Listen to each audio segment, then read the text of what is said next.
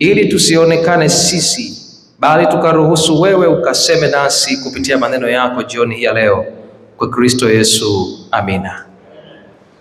Jana tulikuwa na somo lililokuwa linasema kusikiliza sauti ya nani? Ya Mungu. Na tukaona shetani ametuwekea makelele mengi kwenye maisha yetu kiasi kwamba tunashindwa kuisikiliza sauti ya Mungu. Shetani ametuwekea vitu vingi kwenye maisha yetu vinavyotufanya tunashindwa kuisikia sauti ya Mungu. Lakini pamoja na makelele hayo mengi ambayo shetani anatuwekea, pamoja na mambo mengi ambayo shetani anatuwekea kwenye maisha, yanatufanya tulale, tusione haja ya kuamka na kuchangamka kwenda tena kwa muumbaji wetu. Na hivyo tunajikuta wale ambao tulitegemewa kuwa barua zinazopaswa kusomwa vizuri ndio tunaosomeka vibaya kwenye jamii zetu.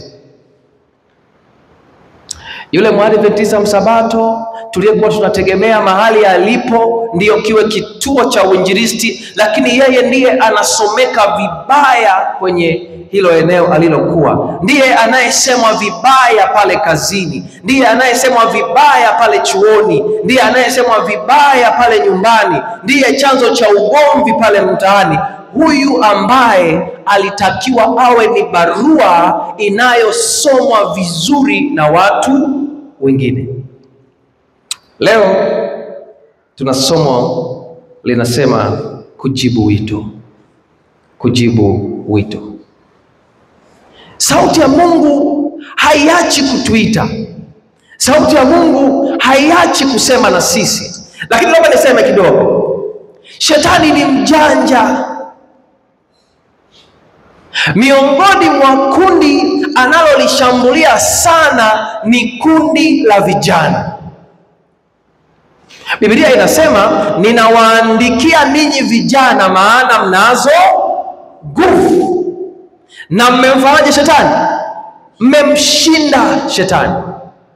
Kwa hiyo shetani anaweka nguvu nyingi kwa kuwafuata vijana, maana anajua akimaliza vijana amemaliza nguvu ya kumshinda yeye. Lakini nina habari njema ya kukwambia leo ya kwamba pamoja na kwamba shetani anatuwekea vitu vingi, pamoja na kwamba shetani anatuziba masikio tusisikie sauti ya Mungu, lakini Mungu wa mbinguni ana mpango na sisi. Bado hamjaelewa. Pamoja na mambo mengi ambayo shetani anatusonga ili tusisikie sauti ya Mungu, bado Mungu ana mpango na sisi.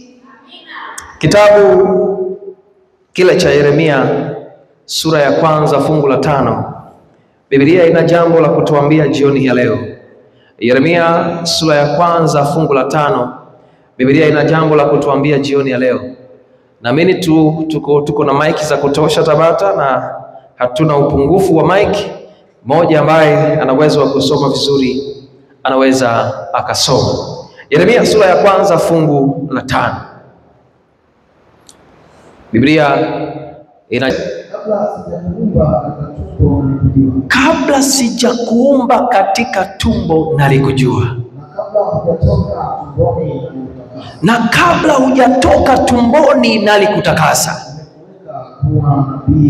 Sikiliza, nimekuweka kuwa nabii wa Mungu. Kumbe kabla sijaumbwa, kabla sijatoka tumboni kwa mama, Mungu alifanya nini? Alinijua. Kabla sijaanza kutembea, kabla sijaanza ile tete nasimama, Mungu alinitakasa. Na anasema ametuweka kuwa watu gani? Sikiliza, ni sawa aliambiwa Yeremia, lakini inaweza ikafanya kazi na sisi kwetu leo. Wewe unayemsikia Biblia inasema kabla haujatoka tumboni kwa mama, Mungu alifanya nini? Alikujua. Alijua ya kwamba huyu atakuja kuwa Mwadventista msabato, huyu atakuja kuwa mtumishi wangu, huyu atakuja kuwa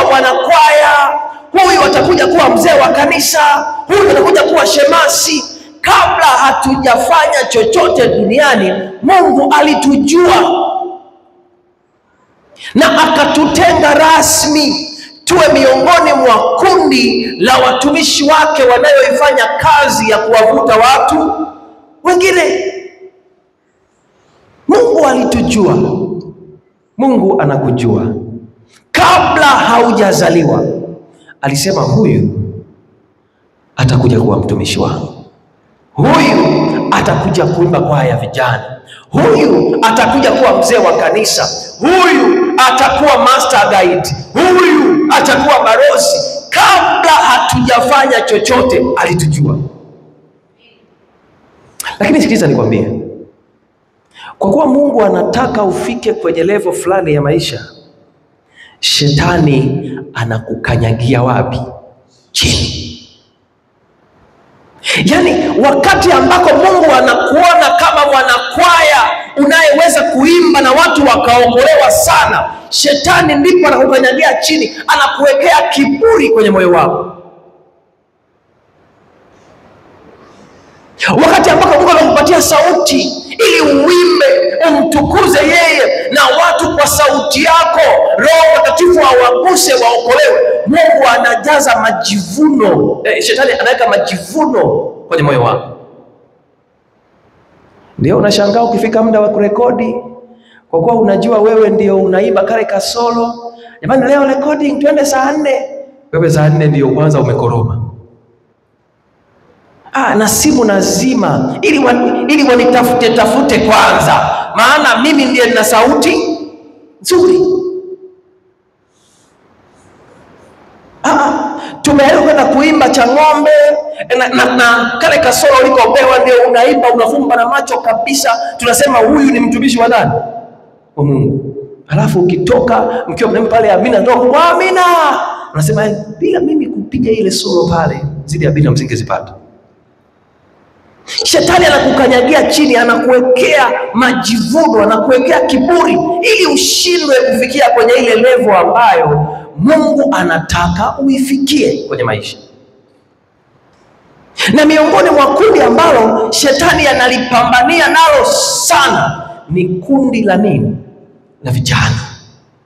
Maana anajua akiharibu hapo ndipo kanisa limeharibika, akiharibu hapo ndipo taifa limeharibika, na yeye anapambana. Na miongoni mwa makundi yenye changamoto nyingi ni vijana.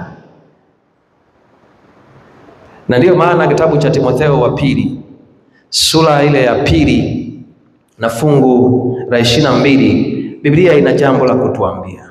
Timotheo wa pili sura ya 2 fungu la 22, Biblia ina jambo la kutuambia. Neno la Bwana linasema Timotheo wa pili sura ya 2 ndio fungu la 22, neno la Bwana linasema lakini sikimbieni tamaa za ujanani, ukaifuate haki na imani na upendo na amani, pamoja na wale wamwitao Bwana kwa moyo safi. Sio jambo la kufikirika, maana miongoni mwa makundi yanayosukumwa na tamaa na misukosuko mingi ya shetani ni sisi vijana. Ndiyo maana Biblia inatupa tahadhari ya kwamba sikilizeni, kimbieni tamaa za nini? Za ujanani. Kimbieni tamaa za ujanani. Ukiangalia makundi yanayoharibika na michezo ya mtandaoni kwa asilimia kubwa ni watu gani? Vijana. Anaamka asubuhi, amependeza, anaoga vizuri, ninaenda kazini, kumbe anaenda kufanya nini? Kubeti. Bwana Yesu asifiwe. Mimi sijasema usibeti, ila nasema tu zikimbieni tamaa za nini? Za ujanani. Wenye changamoto kubwa za kimahusiano kanisani ni watu gani? Vijana. Hao ndio ukiwagusa changamoto. Shetani anawasonga songa hapo ili tusisikilize sauti ya nani? Ya Mungu, ili tusifikie pale ambako Mungu anataka tufike. Wewe angalia, vijana ndio wana changamoto kubwa kanisani. Wao ndio huwa wanawahi kuja. Bwana Yesu asifiwe. Mimi sijui kwa Tabata. Kule mimi niliko huwa wanachelewa. Sijajua hapa mzee. Najua hapa huwa wanawahi, si ndio? Jamani, si ndio Jamani, si ndio Jamani, si ndio? Na ukimya nao nijibu. Jamani, si ndio? Hapa huwa wanawahi. Na ndio maana mkurugenzi wa shule ya Sabato akatuwekea na bango, hongera kwa kuwahi shule ya nini? Nimeliona. Maana vijana wa Tabata huwa wanafanya nini? Wanawahi. Lakini mimi kule niliko ndio huwa wanachelewa. Alafu wanasubiriana getini. Alafu huwa wanasubiri lesoni ishe kujadiliwa ndo waingia wapi? Kanisani. Maana wanataka kujadili nini? Lesoni. Na ndio hao wanaongoza kuja na viatu pea mbili wapi? Kanisani. Mimi nasemea kule kwangu, sio hapa. Hao ndio wanaofanya nini? Wanaongoza.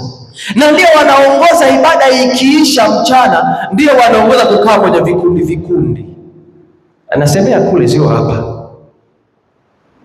Shetani anatusonga songa ili tusifike kwenye ile level ambayo Mungu anatamani tufanyaje? Tuifikie. Wanaolia kwenye kupata kazi ni watu gani? Ni vijana. Ni vijana. Na ndio wanapitia changamoto kubwa sana. Nini? Shetani anatukanyagia chini tusifike pale ambako Mungu anataka tufike. Kaa tu mwenyewe, fikiria kwenye akili yako. Hivi wewe jinsi ulivyo hapo, hapo sasa hivi jinsi ulivyo, kule unakopita, kule unakotembea, hivi ni kweli kuna mtu anaweza akakiri akasema kwamba wewe ni mtumishi wa Mungu? Fikiria tu maisha yako jinsi yalivyo. Fikiria tu. Hivi kweli kule unapofanyia kazi, kule unaposhinda kule, ni kweli wanakiri ya kwamba wewe ni mtumishi wa Mungu? Maana sisi ndio tunaongoza. Shetani anajua, unajua shetani hapambani, shetani hapambani na walio wa kwake. Wewe ukiwa mlevi, shetani hana muda na wewe. Maana tayari upo. Wanasema ndege, hivyo wanasemaje? Ndege nini? Ndege wako mwenyewe kwa nini umshikie nini? Manati. Sasa ameshakupata, anakushikia manati ya nini? Ukiwa na tabia za shetani zunguki na wewe, lakini unapopambana kumtafuta Mungu, ndipo shetani anapambana kukusogelea zaidi ili akutoe uwe wa kwake. Kwa hiyo hakuna watu ambao wana vita kubwa kama sisi tunaomtafuta nani? Mungu. Biblia inasema zikimbieni tamaa za nini? Za ujanani. Tukasema tuongee na wazazi, tuwaombee wazazi leo, maana wazazi ndio mna jukumu kubwa la kutulea sisi vijana. Ndio mna jukumu kubwa la kutueleza vijana. Lakini leo utashangaa tunao wazazi ambao hata namna ya malezi hawajui. Mama Shamba, Bwana Yesu asifiwe. Mimi mama yangu zamani, ulikuwa ukienda kanisani lazima ajue unakaa wapi. Mkija anajua kabisa wewe umekaa pale, yule amekaa kule, yule amekaa kule. Mkienda kwenye lesoni anajua kabisa huyu amekaa pale, amekaa pale, amekaa pale.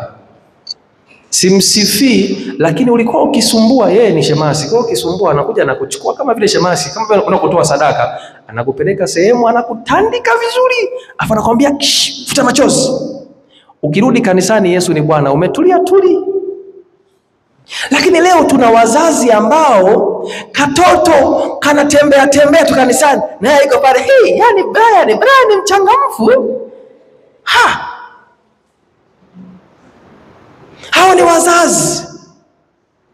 Kabla kanatembea kule, kanarudi, kanashika mic zetu, kanaangusha ngazi, yuko tu, pastor usimpige, ataria, utaharibu ibada. Hawa ndio tunategemea wale kizazi ambacho shetani anakitafuta sana. Biblia inasema ikimbieni tamaa za ujanani. Vijana wana changamoto nyingi, marafiki wabaya, madawa ya kulevya, changamoto za kimahusiano, wengine wamekatishwa tamaa, wengine hawajui hata kesho yao inakuwaje, changamoto za kupata kazi, changamoto za kujiamini. Tuna vijana ambao hawajiamini. Hata ukimchagua kwenye nafasi fulani ya kanisa hayuko tayari, maana hajiamini. Shetani amemwomba wewe hauwezi. Lakini tuna kundi pia la vijana ambao wamevunjishwa moyo na kurudishwa nyuma hata na baadhi ya viongozi wa kanisa. Baadhi ya viongozi wa kanisa. Nilikuwa na rafiki yangu mmoja ambaye yeye ni wa kike, alienda akawa na maisha yake vizuri, Mungu amemsaidia, amepata kazi, ameenda. Siku moja akaniambia, sasa pastor, nafikiri umri wangu kama unaenda sana na inabidi niolewe. Sasa wewe kama mchungaji, hilo ni jambo jema, mwinjilisti wa Mungu, si ndio? Kuolewa ni jambo jema, maana ukiolewa unafurahi, maana pia ataongeza na washiriki kanisani, si ndio? Sasa sawa, haina shida, basi naomba unisaidie kwenye maombi, natamani nifanyaje, niolewe, maana umri wangu unaenda. Basi tukaendelea hapo, muda ukapita nao ukaenda. Shetani na yeye anajaza ile pressure, maana hajakaa sawa, anasikia Debora, na nini rafiki yangu, karibu ya sendofu yangu mwezi wa ngapi? Asibai, mbona Debora naye ameolewa? Hajakaa sawa, mbona naye anaenda? Shetani anamjaza pressure ya kwamba wewe umebaki peke yako. Akawa anaenda. Sasa pastor, mbona umri unaenda sana na yani sipati mtu wa maana, sasa inakuwaje? Tulia, wakati unafanya nini utafika. Miezi ikaenda, baadaye akabadilisha na kausemi. Sio kwamba niombee sijui nipate mchumba, pastor, mimi niombee tu aje yeyote. Bwana Yesu asifiwe. Aje tu yeyote. Yaani shetani ameshafunga kabisa ya kwamba yani jinsi ulivyo na kasura kalivyokomaa hivyo hauwezi kwenda mahali. Mzee wa kanisa, juzi niko naangalia simu, nikashangaa ameposti amejifungua. Sasa nikashangaa tena, hii imekuwa kwaje? Kumbe alipokaa akaona mambo hayaendi, akapita kanjia kanini kamkato. Mimi nikampigia simu, nikamwambia hongera bwana, nimeona hapa. Pastor, ndio hivyo vipi? Unajua mipango ya Mungu. Unajua pastor, sasa lakini si nilikuwa hata hata kama ndoa imegoma angalau nipate kama mtoto. Shetani amefanya nini? Amefunga. Anajua hawa ndio nikibana nimeua nini? Kanisa. Sikiza nikwambie, sisi vijana tunapitia kwenye changamoto ambazo ni nyingi na shetani anatuwekea mitego mingi sana kwenye maisha yetu. Lakini jambo zuri ni kwamba bado Mungu anatupenda. Pamoja na kwamba shetani anatufunga, mambo ni mengi, lakini bado Mungu anatupenda. Na ndiyo maana sauti yake haichoki kutuita, haichoki kusema na sisi. Kitabu cha Ufunuo sura ya 3 fungu la 20, Biblia ina jambo la kutuambia hapo. Bado Mungu hachoki kusema na sisi. Haijalishi una historia kabaya kiasi gani, shetani alikutia kwenye kaengo kagumu na umekatumikia muda mrefu, bado Mungu anakuita hata sasa. Ufunuo 3:20 inasema, Ufunuo sura ya 3 fungu la 20, neno la Bwana linasema, Tazama nasimama mlangoni nabisha. Tazama nasimama mlangoni nabisha. Mtu akisikia sauti yangu na kufungua mlango. Mtu akisikia sauti yangu na kufungua mlango. Nitaingia kwake. Nami nitakula pamoja naye. Na yeye pamoja nami. Sikiliza nikwambie. Huenda ukawa ni kijana, unaenda ukawa ni mzazi, unaweza ukawa ni mgeni. Kuna mahali shetani alikutia kwenye kaengo fulani kagumu, na ukabaki unatumikia kwenye yako kaengo, lakini bado Mungu hachoki kukuita hata sasa. Na hata leo anasema ninasimama mlangoni nafanya nini? Nabisha. Na mtu akisikia akafungua mlango, nitaingia na kuketi pamoja naye. Sikiliza nikwambie, Mungu hasumbuki na watakatifu. Mungu anatutaka sisi wenye nini? Wenye dhambi. Maana mtu aliye na afya hana haja ya tabibu, bali mgonjwa ndiye haja ya nani? Tabibu. Haijalishi ulikuwa na historia gani, haijalishi una maisha mabaya kiasi gani, wewe mwenyewe ndiye unajua maisha yako jinsi yalivyo. Hebu fikiria jinsi unavyoishi sasa. Ni kweli kabisa wewe utakuwa rafiki wa Mungu? Yaani sasa hivi hapo unavyoishi maisha yako, ni kweli kabisa wewe ni rafiki wa Mungu? Na ndio maana tuna nguo za kuendea kanisani na tuna nguo za kuendea wapi? Kwenye sherehe, na kuna nguo za kushindia nyumbani. Bwana Yesu asifiwe. Yaani huyu ni msabato mmoja, lakini ana change due to change of environment. Yaani akiwa huku ni mwingine, akiwa huku ni mtu mwingine. Shetani amekubana kwenye kaulimwengu ya mavazi. Mwingine amebanwa kwenye kaulimwengu kama mahusiano. Mwingine amebanwa kwenye ulimwengu wa pombe na sigara. Mwingine amebanwa kwenye kaulimwengu kaumbea. Yaani ametunzwa huko. Wengine tumebanwa kwenye kaulimwengu ka muziki wa kidunia. Tumetunzwa hapo. Kila mmoja anajua engo ambayo shetani amembana. Lakini nakwambiaje, haijalishi shetani amekubana kiasi gani, bado sauti ya Mungu inakuita hata sasa. Inasema na wewe kwamba toka huko, amka, toka kwenye usingizi ambao sasa amekubana, amka uje kwenye nuru ya nini? Ya ajabu. Furaha yangu ni kwamba Mungu hangojei mpaka uwe mkamilifu ndio uje kwake. Pastor, ngoja kwanza nimalizie kuacha kaka dhambi ndio nije. Mungu hata angojei mpaka uwe mkamilifu ndio uje. Mungu mkamilifu ndiye anasubiri wewe ambaye sio mkamilifu uende, ili akuvike ukamilifu wake. Pastor, ngoja ningojee kwanza mambo yangu yakae sawa. Sikiliza nikwambie, hautakaa sawa kama hauko ndani ya nani? Ya Yesu. Sauti ya Bwana inapokuita, sikia wito. Hata kama una changamoto gani, una maisha ya mfumo mbaya kiasi gani, Mungu anaposema na wewe, kuwa tayari kubadilisha mfumo wa maisha yako. Sikiliza, Mungu haangalii ukamilifu wako. Mungu haangalii status yako. Mungu haangalii una elimu kiasi gani. Mungu haangalii una cheo kiasi gani. Mungu haangalii una uzuri kiasi gani.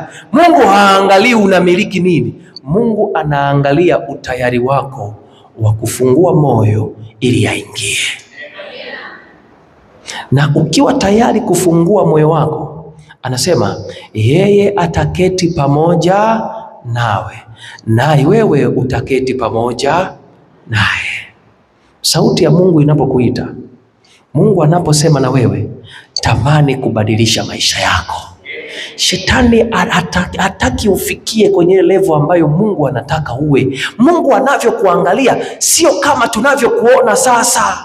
Mungu anavyokuona, anakuona wewe ni chombo cha utume. Lakini wewe shetani anakuambia wewe sio lolote. Sikiliza nikwambie, ruhusu Mungu akutumie atakavyo. Mwambie Mungu, nataka unitumie upendavyo. Mungu, nataka unitumie upendavyo. Mungu, nataka niwavute wengine. Mungu, nataka mimi hizi maisha yangu yawe ni kituo cha uinjilisti, maana utume ni nani? Ni mimi. Sauti ya Bwana inaposema usiufanye mgumu moyo wako.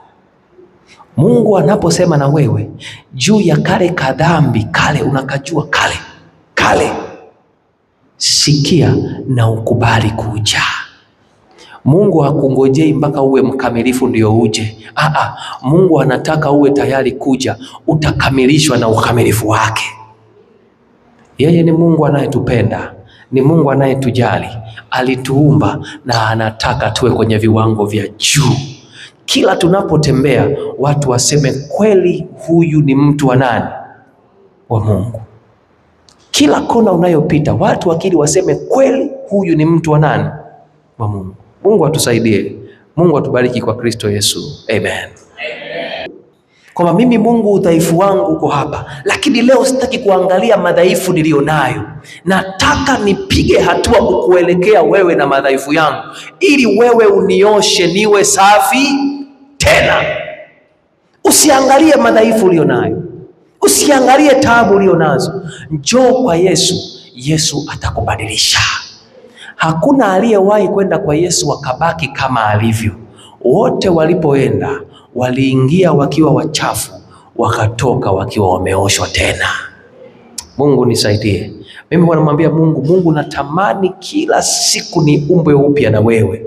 Natamani kila siku nitengenezwe upya na wewe. Nasikiliza nikwambie, kwenye juma hili la maombi, tamani Mungu afanye kitu kwenye maisha yako. Usije kwa kuwa ni juma tu limetangazwa, kuwa na ajenda na Mungu ndani ya juma hili. Na Mungu yuko hapa kusikiliza maombi yako. Wimbo ule miguuni pake Yesu, tunapokuwa tukiwimba, kila mmoja atasimama, tutapiga hatua, tupate wasaa mzuri wa kusema na Mungu juu ya changamoto zetu, wa kujitoa kikamilifu ili Mungu atutumie. Tusikie sauti yake ili atutumie tena kwa kadri ya mapenzi yake. Wimbo nambari 46. Yule mtu ambaye anatusaidia kutuimbisha nyimbo atusaidie sasa. Ukiimba wimbo huu tutasimama, tutakuja mbele ili tuwe tayari kutumika, maana sauti ya Mungu bado inasema nasi hata sasa. Mungu alitujua kabla hatujazaliwa, alitutakasa, akatuweka rasmi kuwa vyombo viteule vya kutumika kwenye kazi yake. Kama bado hujapata nafasi ya kuandika maombi yako, tunalo boksi la maombi hapa. Mwandikie Mungu barua yako kwamba Mungu, kwenye juma hili la maombi, sio mwakani, ndani ya juma hili natamani Mungu unitendee kitu fulani kwenye maisha, na Mungu yuko hapa kusikia maombi yetu. Miguuni pake Yesu, nambari 46. Miguuni pake Yesu, miguuni pake Yesu, maneno yake tamu, pahali palipo heri, niwepo kila siku. Miguuni pake Yesu, nakumbuka upendo, na hisani vyake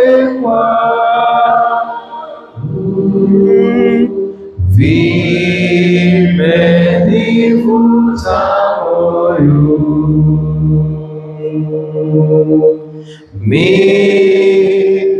Miguuni pake Yesu, hapa pali bora.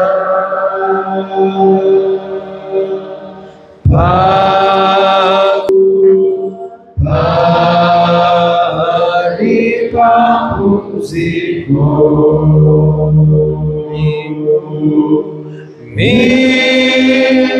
miguuni pake Yesu, hapa nafanya sala,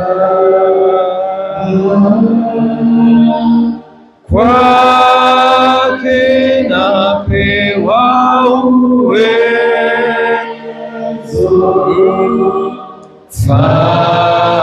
faraja na neema. Sogea mbele. Unibariki Mwokozi,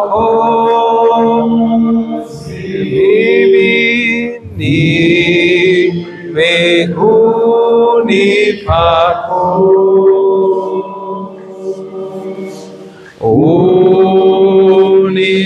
Unitazame kwa pendo, nione uso wako. Nipe Bwana, nipe Bwana nia yake, ili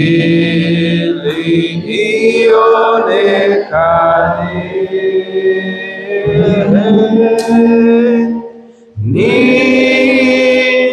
Nimekaa na Mwokozi, aliye haki yangu. Tutakwenda kupiga magoti, kila mmoja kwa dakika chache. Anaelewa mahali ambako shetani amempiga pini hata anashindwa kufanya yaliyo mapenzi ya Mungu. Kwa hiyo dakika chache, fumba macho yako, utasema na Mungu juu ya